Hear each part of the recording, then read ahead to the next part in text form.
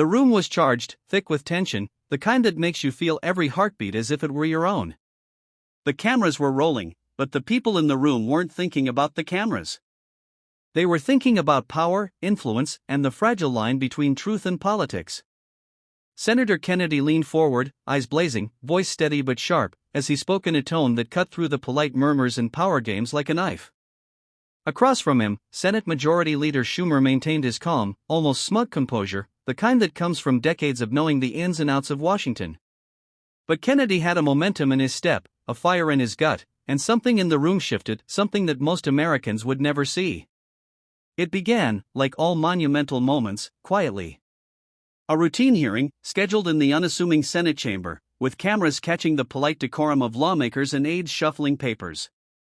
Kennedy had prepared for weeks. He knew the questions to ask, the contradictions to expose, the subtle ways the system worked behind closed doors. Schumer, seasoned and slick, had been down this road 1,000 times. He was ready to parry and deflect, to maintain the illusion that everything in D.C. was orderly, that the wheels of government turned smoothly, like a well-oiled machine. But Kennedy had a different plan. The first question was simple, almost innocuous, but the layers underneath were explosive. Kennedy asked about a recent legislative maneuver, the kind of thing most people would skim past in the news.